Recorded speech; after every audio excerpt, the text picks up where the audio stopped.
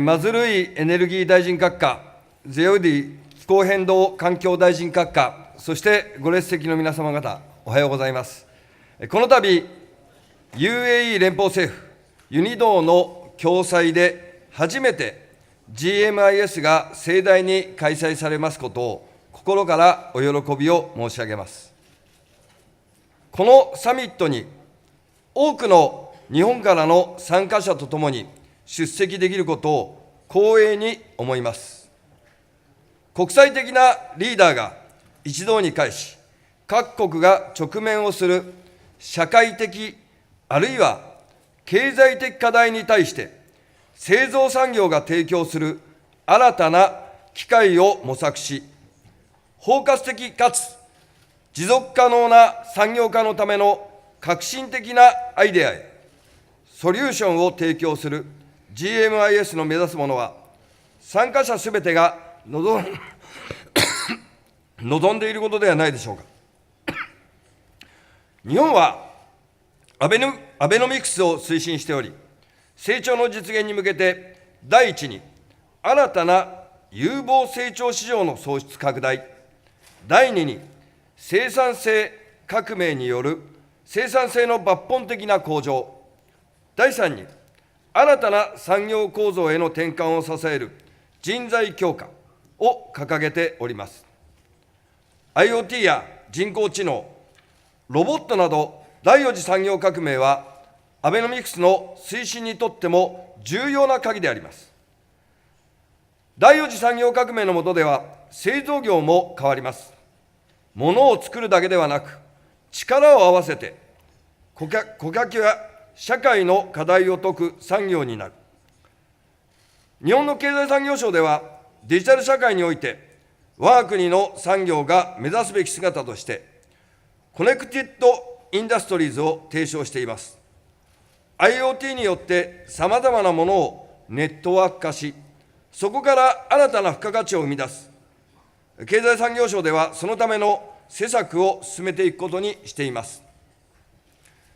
GMIS の目指すものは、我が国が目指す方向と一致しており、日本としては開催の趣旨に大いに賛同しております。各セッション、イベントに積極的に参加し、GMIS の成功に貢献いたします。エキシビジョンでは、最大規模の展示スペースを誇る日本パビリオンを出展し、ヒューマノロイドロボットのペッパーの展示によるロボット、AI 技術の紹介をはじめとして、日本の製造産業の強みの源泉となっている技術を紹介してまいります。今回の GMIS では、日本の革新的な技術や産業競争力を支える中小企業の高度な技術を紹介したいと思っています。パビリオンでは、産業活動を支え、より豊かな生活を提案する先進的な中小企業の製品や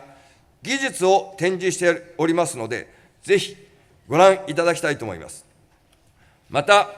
日本と主催者である UAE は、重要なパートナーとして、それぞれの強みを生かしつつ、良好な経済関係を築いてまいりました。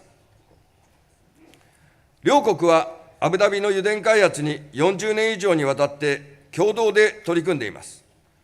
UAE は日本にとって第二の原油供給国であるとともに、日本は UAE にとって最大の原油輸出先であり、エネルギー分野で互恵的な関係を構築をしております。UAE にはすでに300を超える日本企業が進出しておりますが、今後、その業種、企業数が増え、中東、アフリカ地域における拠点として、大きな役割を担うことを願っております。GMIS が日本企業の UAE 進出、事業拡大にもつながり、両国の関係がますます進化する一助になることを期待しております。最後に、本サミットの開催にご尽力された関係者の皆様に改めて敬意を表するとともに、すべての参加国、参加者にとって本会がイノベーションの契機となることを確信して、私の挨拶とさせていただきます。ありがとうございました。Thank you.